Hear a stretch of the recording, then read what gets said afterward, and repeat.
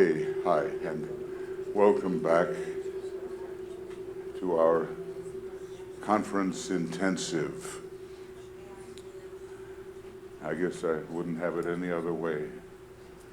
You know, we don't get a chance to get together so often on the physical plane. It can make a difference. Etheric hugs are good, but you know, the real thing on the other hand. Well, it's my great pleasure to introduce my long-term friend, Dr. Jose Becerra, a friend of the university and Seminary Institute, and a friend of the work and deeply in the work, as you know. An accomplished physician and mathematician and political thinker. These days you can't help but be a political thinker, you know. And he's going to speak to us about hierarchical democracy. Somehow in a hierarchy they managed to put monarchy, democracy, and communism all together. I don't know how they do it, but we need a lift now to have a vision of where we're supposed to go politically, and Agni Yoga is involved in this, and so welcome, Dr. Becerra.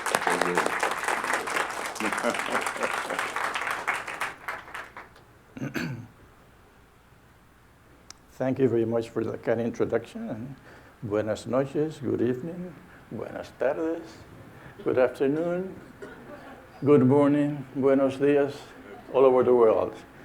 There are people actually watching us out there. This is Luis Alejandro from Mexico. Hi, ¿cómo estás? In fact, he sent me a quote that I will add at the end of my talk.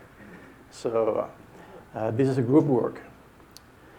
I will begin. I have noticed that many people don't read the summaries before coming here, so I'll begin by reading 3 quotes that I have in that abstract. I think that are pertinent as an introduction to the talk tonight. The first one is from the Reappearance of the Christ, 164.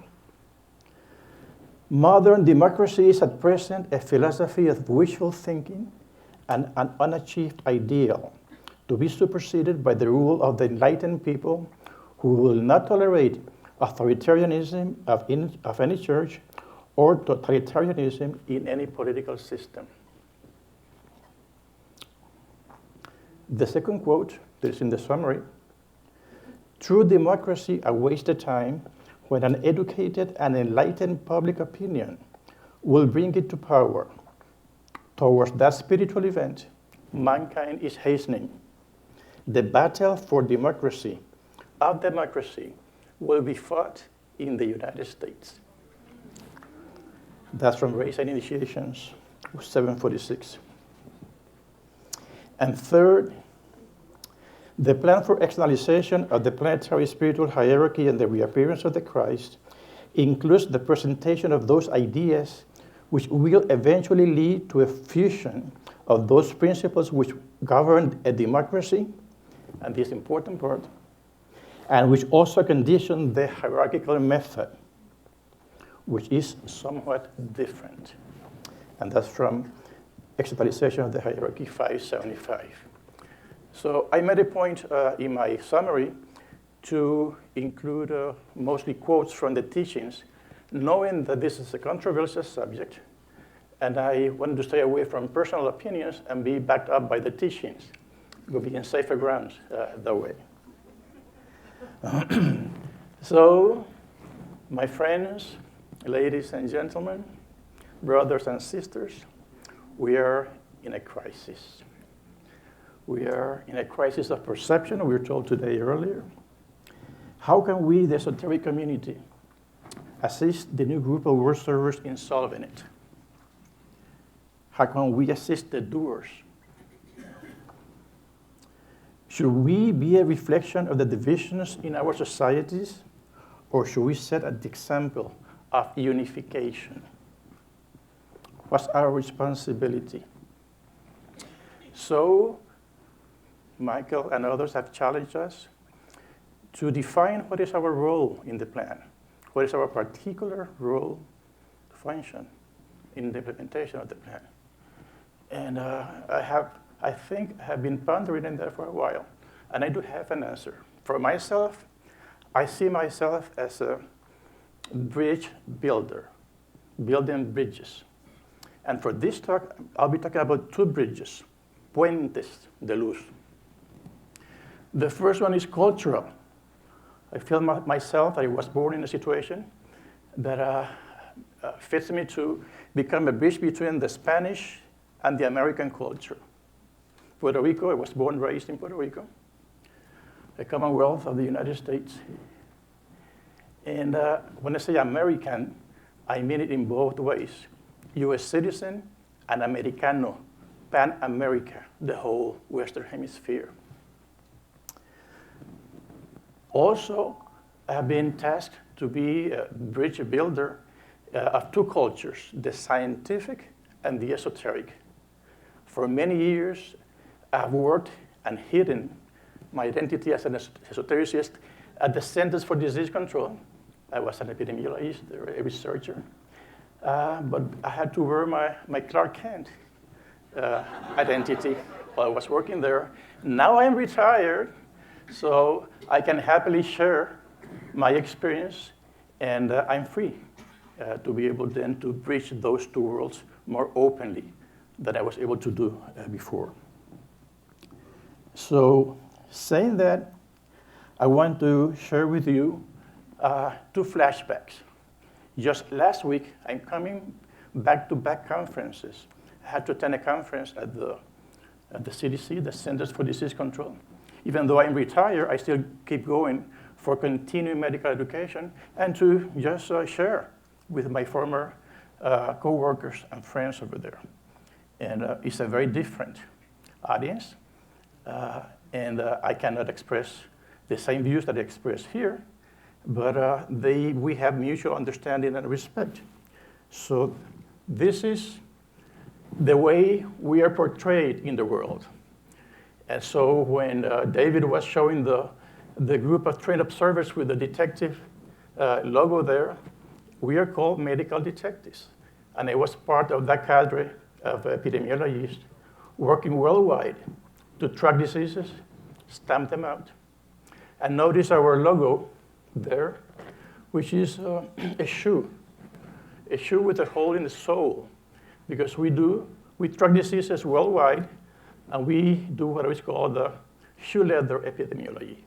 We track diseases house to house, if we need to be able to identify cases, isolate them, quarantine them as necessary. So I just wanted to show you that part of my work, which I'm retired from right now, but which I participated actively.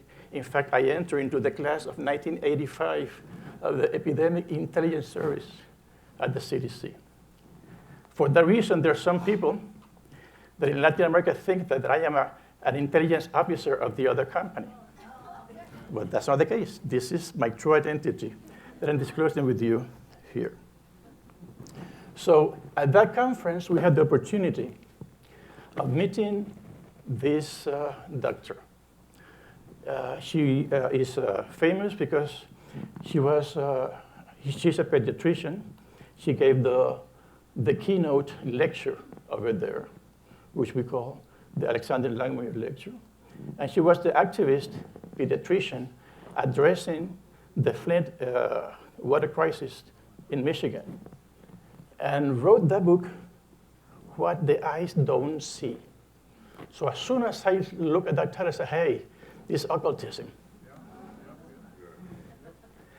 So that was on a Wednesday afternoon last week.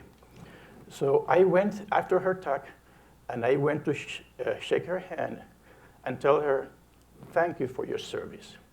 I made that point whenever I identify a member of the new group of word servers out there. When we say and meditate, strengthen their hands, I take it literally. I go there and strengthen their hands. So next morning, Thursday morning, an idea dawns on me. You have to write a book about what the eyes don't see, but in a different way. So there I go, and I already have the title of it. This is the premiere. This is the launching pad for that idea. And I call it, the title would be Light-Resistant Biases. Bias is a common word that we use at CDC for error. Errors in measurement, errors in the selection of biases, selection of samples, and so on. And of course, I thought that a solar eclipse would be a good image to deal with that kind of a bias. And I will share with you the outline that I wrote that morning after listening to this, to Dr. Hannah Atisha. The underlying subjects are subjects that I have already worked on, in fact, published some articles on that, on participatory observation, a new scientific method, a mathematical approach to discernment. And on the third part, those transmission models and TB, that's something I have already worked on, published, and I'm trying to adapt to this new way of sharing, of bridging these two worlds. I thought that we are dealing with microbes in epidemiology, so we deal with elementals in our occult world. They have microscopes. Why don't we invent a microscopy as an introspect, some way that we can, in the same way that we look into the microscopic world, we can detect in the same way that Hudson did and Vicente Beltrán Anglada did, research the occult world, or the Deva world. And of course, the mind is a metaphysical organ of cognition.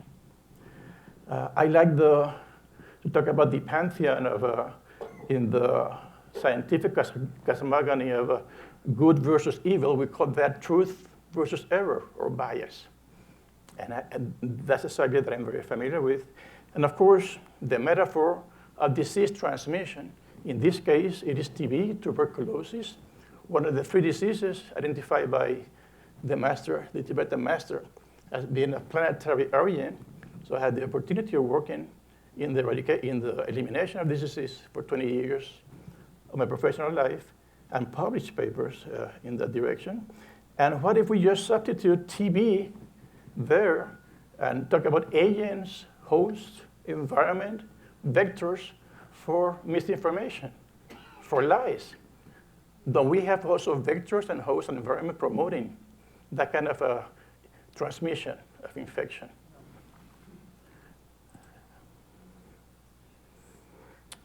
So we have drug-resistant microbes. MDR-TB is one of the foremost and the best known. Multi-drug resistant tuberculosis. Do we have also light-resistant biases? How do we deal with them? Is the technique of the light sufficient to deal with that? You will see that it would not be. We need to go further and apply the techniques of Agni Yoga, but that's for later. And so use all that experience in the professional world of epidemiology to be able to communicate with this community and then share the concept that we have.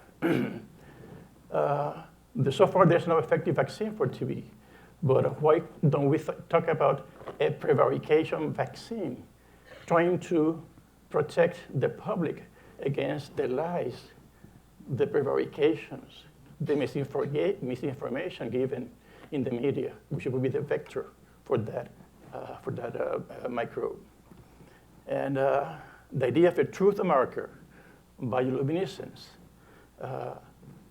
should that be a requirement for public office?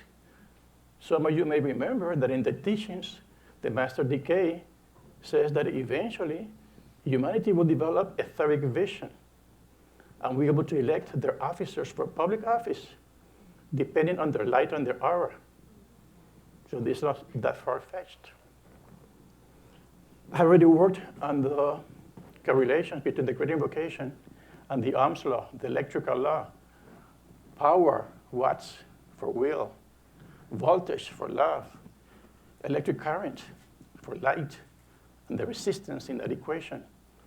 So I can present the Great Invocation in mathematical and scientific terms, in addition to the way that we use it in our community.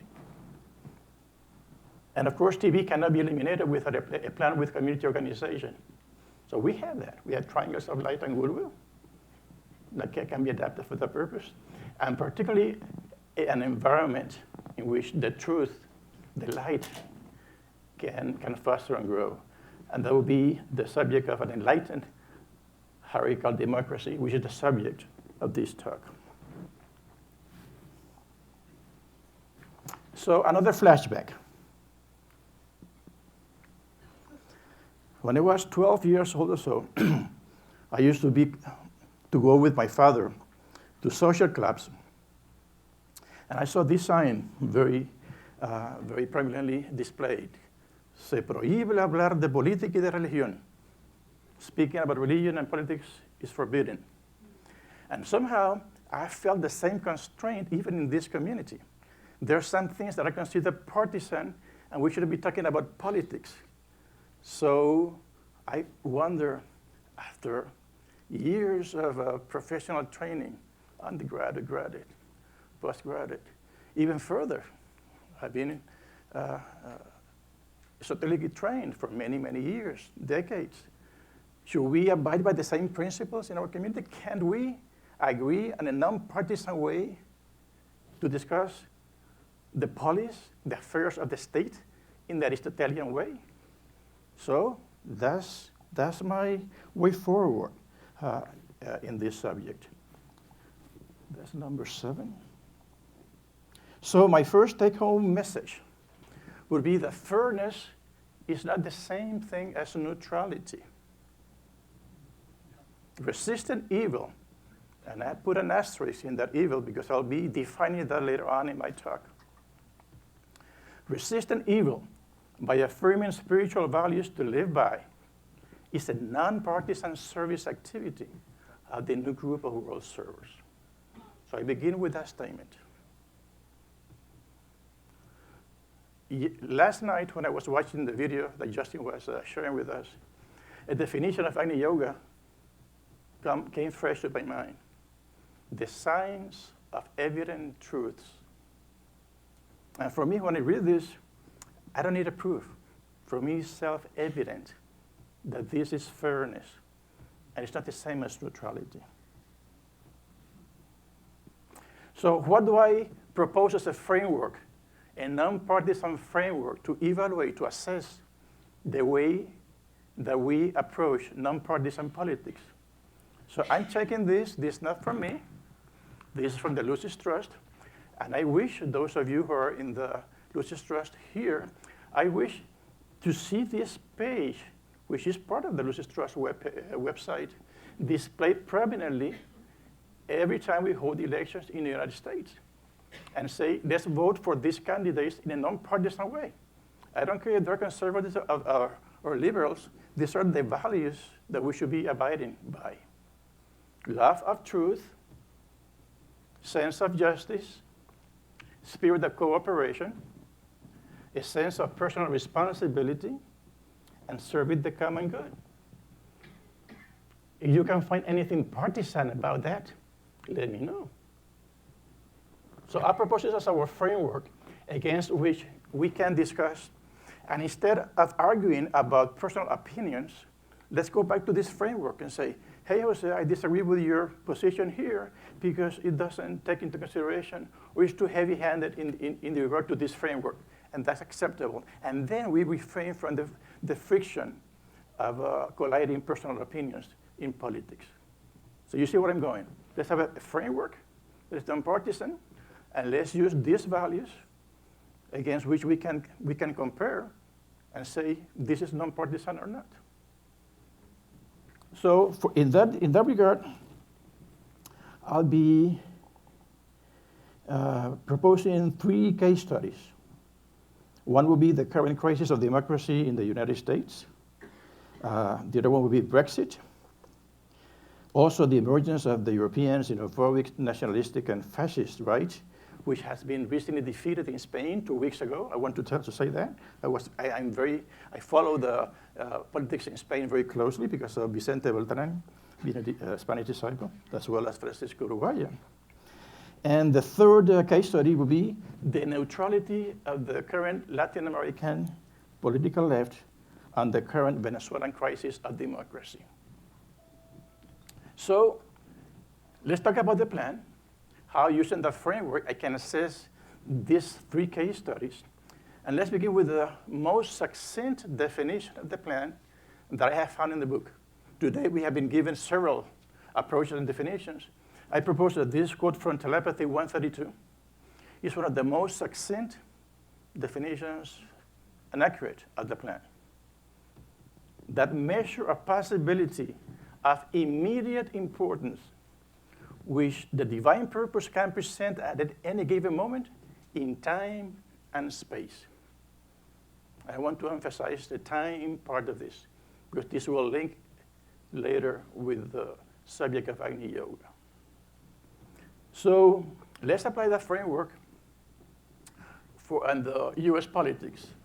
And for that, I have used November is usually the month where elections are held in the United States, every 4 years for presidential, every 2 years for midterms.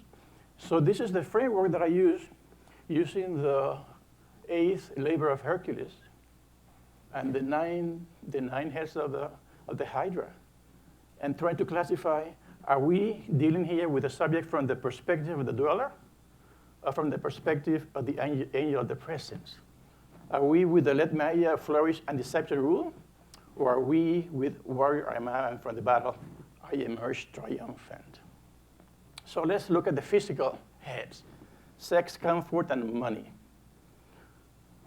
They're one side trying to criminalize abortion, distrust women, and the other side trying to prevent unwanted pregnancy and freedom for responsible choice. Which side? It's a balance there. Are we on? Are we for environmental assault, cheap oil and labor, or are we for freedom for want and meeting basic world needs? On the money side, are we for a capitalistic, greedy system, unregulated, where corruption reigns, or are we for regulated free markets? I believe in free markets with fair taxation and transparency. Let's look at the heads on the emotional plane: fear, hate, ambition. Look out for those politicians who preach war against crime and terrorism and the end of the world, versus those that try to free us from fear and talk about preventing crime and terrorism. On the hate side, are we on the side of killing the enemy, xenophobia, building walls, or are we on the side of goodwill, plan of love and light, and Aquarian brotherhood? On the ambition head, are we supporting domestic authoritarianism, international imperialism, or are we for enlightened democracy, right human relations, and will to good? On the mental side, pride, separativeness, and cruelty. Are we for self-righteousness, but that are just a sense of right proportion that decay calls humility? For separativeness, the chosen people, the bad national exceptionalism, because there's a good exceptionalism. We can be exceptionally good. Or are we for internationalism and constructive UN reforms? And on the cruelty side, are we on the side of those who blame the sick and the poor for their lot? Those who punish immigrants with family separations? Or are we on the side of compassion, equitable distribution of resources? So I don't expect you to agree on all those points. I'm saying that's my approach on how I see the battle in the polarities in the political field in the United States at this point. And any disagreement, I would suggest that we go back to the framework, those 5 points that we discussed before. And any weakness here, either we adjust the framework or we have to modify the wording that I have used here. But that would avoid the personal fiction of differing opinions.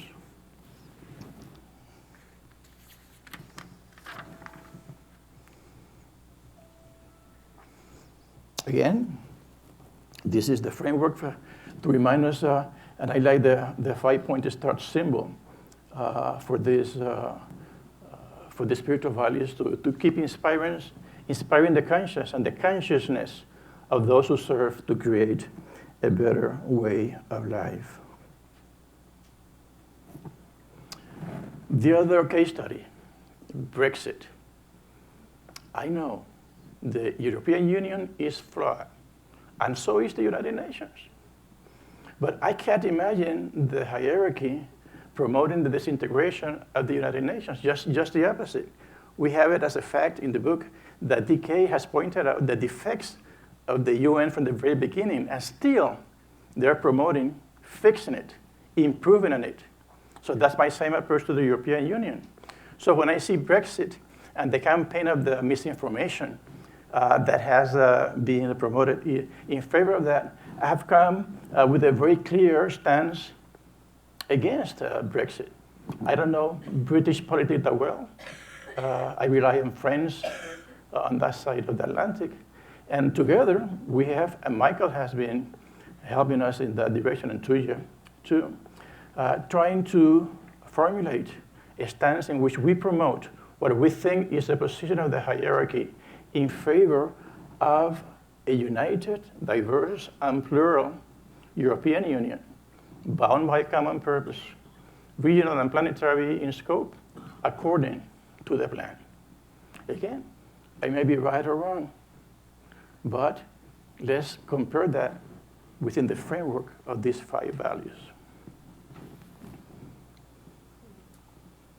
Love of truth, sense of justice, spirit of cooperation, common good, personal responsibility.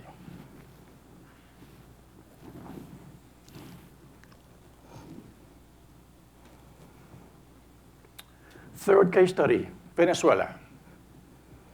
Resisting evil in Venezuela today. So on your left, you have a salsa dancing spectacle. And peace and dialogue, and those 2 words they have lost their value in the current political discourse in Latin America, are being used and abused to impose a peace by force, to impose an authoritarian government in Venezuela. While they're salsa dancing on one side, we are seeing bridges being blocked, bridges that were supposed to send humanitarian aid. And that's a quote that from esoteric astrology that I want to use to contrast that situation. It says, the attitude of many students, inevitably participants in world events, that such is the law and such is the karma of people and nations, and such is the predetermined destiny, is far from right. They believe, sometimes sincerely, that all that should be done is simply to wait there for results to appear and for karma and destiny to fulfill itself. However, only through resistance to evil, and in this world period, and in this Kali Yuga, it is an essential basic attitude, can be brought to an end. So again, how do I use the teachings to support non-partisan? In this case, it could be considered partisan by many of my leftist friends in Latin America. But here, I want to honor my word that I will define the word evil, which will be my second take-home message today. What is evil, and how does decay present to us a relative meaning of evil? I believe this. Evil is that good which we should have left behind, passing on to greater and more inclusive good. I was for the Venezuelan Revolution in 1999. I favored it. It was a good then. It is not good now. And that time perspective is something that I just can't prove. It's just, for me, a self-evident truth. But the sense of time is crucial to define evil. So if we realize that, many of our personal arguments could be diffused, because we may be thinking about different time frames, like in Venezuela.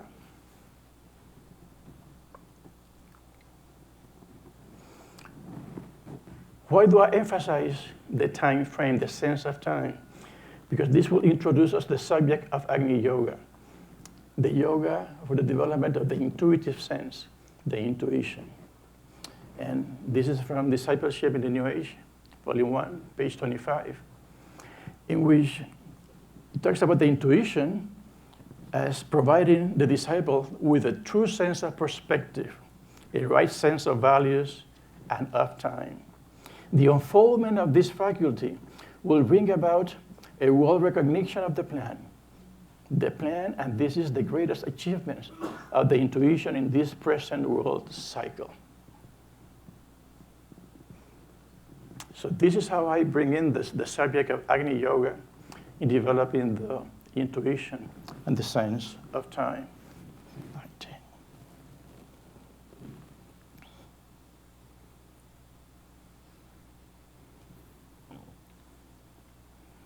So, Agni Yoga, and let me clarify that there are different approaches to Agni Yoga.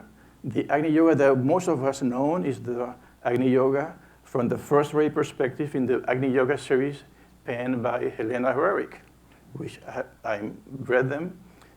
Most of us in this audience value highly. But there's a second ray approach to Agni Yoga.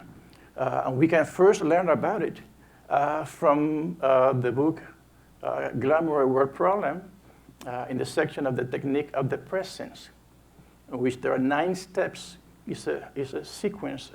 I don't want to call it a formula. It's a technique of 9 steps.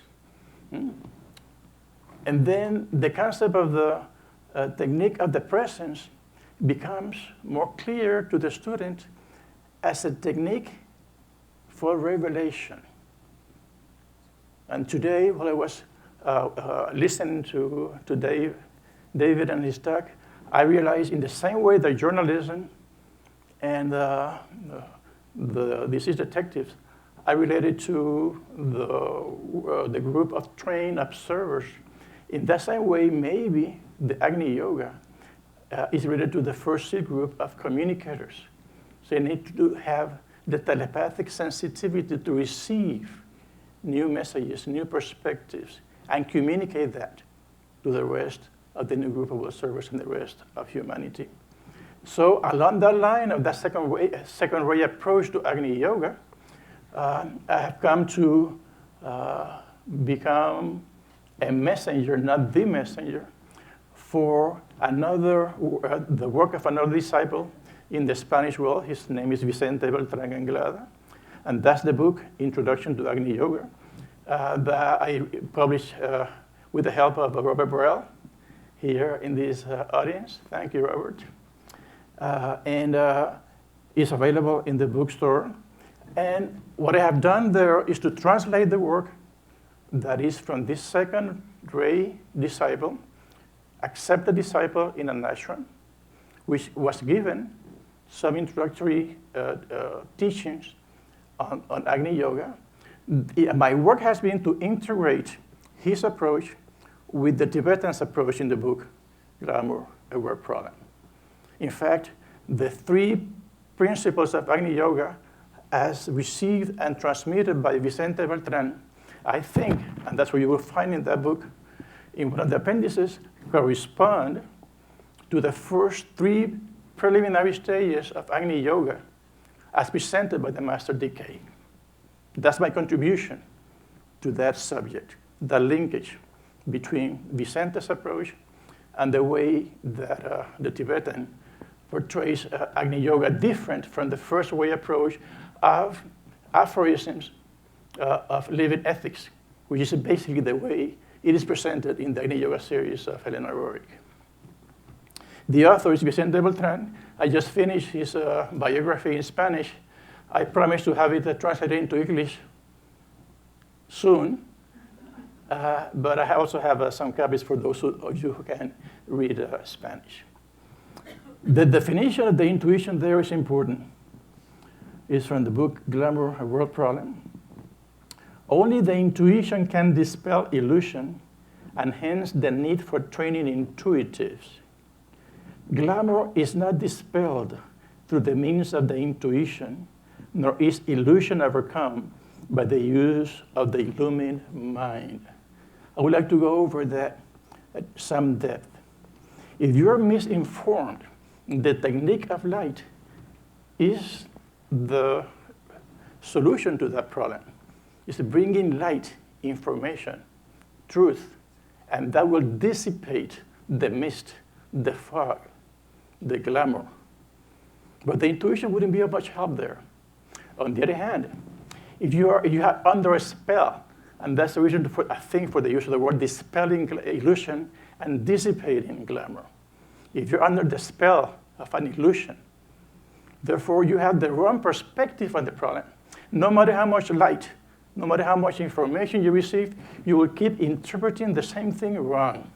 You need a new perspective. For instance, the change between heliocentrism and geocentrism was not a matter of facts, because in fact, the church refused to look through the microscope of Galileo. It was not a matter of facts. It was not something that could be solved with the technique of light. We had to look at the data from that telescope from a different perspective, a paradigm shift. So Agni Yoga and the intuition is useful for paradigm shifts, not for dissipating glamour, which can be done with the technique of the light.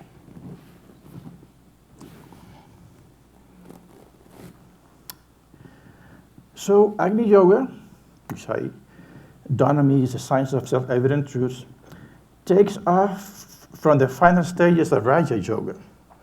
Critical thinking skills, mind development, relates to Raja Yoga, the traditional meditation practice of sitting cross-legged to concentrate and meditate on seed thoughts, or even without a seed thought, achieving a contemplative state of mind.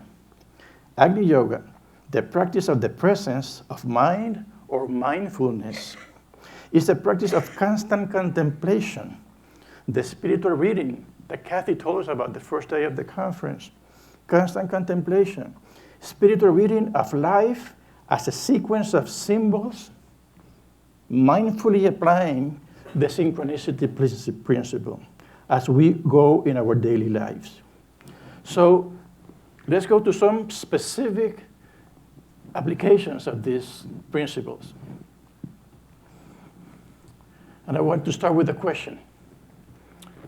What is it that makes New Age communities, esoteric communities, prone to conspiracy theory? And I've seen that happen. My answer would be, maybe it has to do because we are developing sensitivity to invisible patterns. We tend to disregard material evidence. In fact, in one of the Agni Yoga series, we are told, disregard the evidence. We tend to distrust authority for good reasons. And we have an unorthodox belief system. So there are many reasons why we are susceptible or prone to conspiracy theories. Also, I think, and that's where I come in with my training, there may be a misunderstanding of the scientific method, which is inductive and probabilistic in its reasoning. There is no such thing as 100% assurance when you test a hypothesis. You always have a slight possibility of being wrong.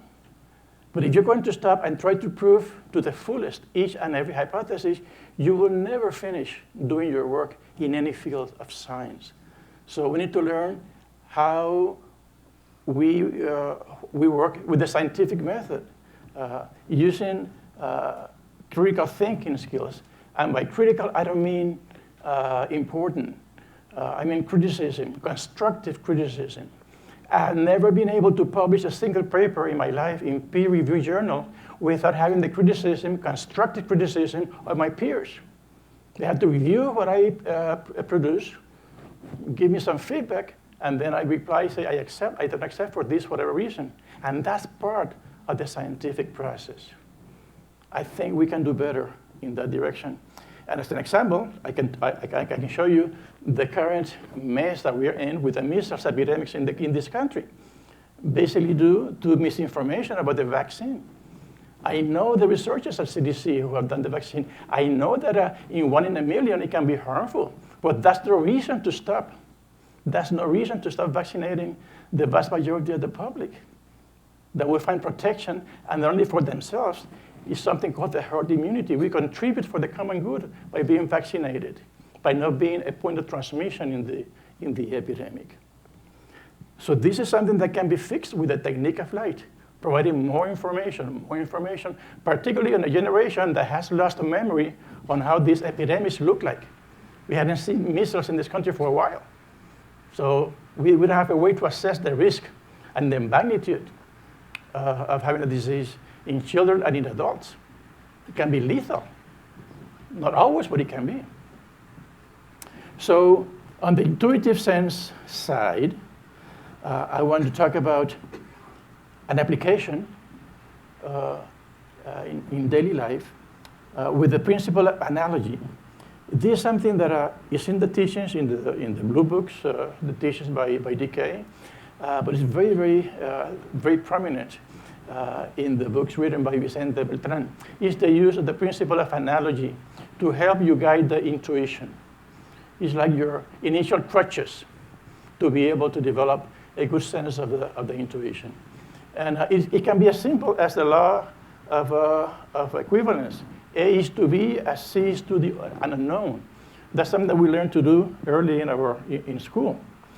But I see so many instances of what is basically a false equivalence being sent out as truth that cannot be dissipated with a technique of light.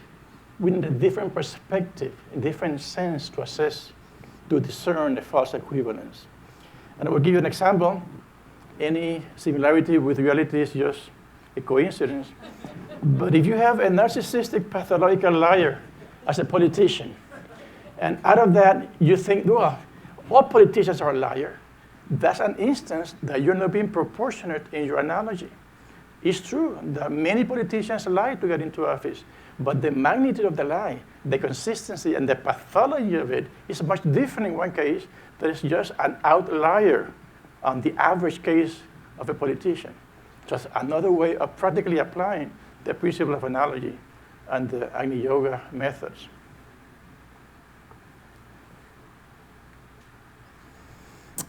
So we come back to the initial slide and the subject of this, the main subject of this talk. How do we summarize? How do we have a frame, a nonpartisan frame to assess the affairs of the policy, of the public affairs in a country, in the world? How the sense of time is important for that, the right perspective on the problem, and how Agni Yoga can be useful in the development of the right perspective, at least the correct perspective.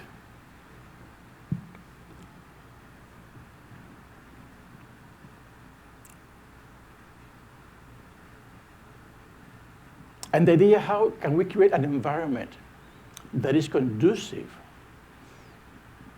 for the rule of the truth, of the light? And my main concern here is that we are in 2019. I look around the way we elect our politicians, and I can't imagine high initiates and the masters of wisdom competing in that field for the votes of the public. Because I can't imagine them appealing to, I'll give you a higher GDP, I'll give you a fatter paycheck. That's not the way I would expect an initiate and a member of the hierarchy to appeal for votes. They'll probably be using the 5 values that we're talking about. Love for truth, responsibility, and so on. So that will be something different, as Michael suggested in my introduction. The hierarchy sees the field of the different forms of government as attributable to the 3 main sources, the Shambhala, hierarchy, and humanity. And the monarchical system of government is more related to Shambhala, which can be distorted into dictatorships. There is the democratic ideal, this unattained ideal that I quoted you initially. And then the communist system, which is a system that has been created by humanity, from within humanity. Those 3. So what is it? What is it that should happen to democracy to be modified, to be improved with the hierarchical method without going to the extreme of an authoritarian, top-down hierarchy. And that's a definition that I presented initially 2 years ago, my last time here. And this year, being third ray, and the light being so important, I had the same definition with one added word. Instead of hierarchical democracy, let's talk about an enlightened hierarchical democracy. So I can hear my brother from the South, MLK, I have a dream that someday we'll have a form of constitutional government of the enlightened people, by the enlightened people, for the enlightenment of the people, in which political power is exercised by consent of the governed as a result of a consensus between an enlightened meritocracy of servants qualified by spiritual training and experience, and the free and fully informed goodwill of an enlightened public, adept in self-rule and right human relations. Please take this proposal. It's not the final word on it. I keep looking at it every day, improving on it. I'll give you my card at the end. You can write me there. I have cards in my pocket, so I can share with you after the talk tonight. So you can get in touch both with the website and my address. But I would love to hear from you here and those on the web. How can we improve on that definition? Because this is part of the technique of revelation that Agni Yoga should be all about. As a group thinking about new perspective, new way of defining this great democracy. Without this, I don't think we can have any externalization at all. I don't think that the hierarchy can descend to the level of the base interest of humanity. So, with that definition, I would like to share a quote that Luis Alejandro Hernandez from Mexico City, when he saw this talk, he just sent me just before I came in here. So I have it here in my email. Because I think it would be a nice capstone for the talk today. It is from the Agni Yoga book, Hierarchy. And it says, hierarchy is not coercion. It is the law of the universe. It is not a threat, but the call of the heart and a fiery admonition directing toward the general good. Thus, let us recognize the hierarchy of light. So with that, I would like to invite Sharon to please complete my talk with a musical interlude. You have 3 minutes for that.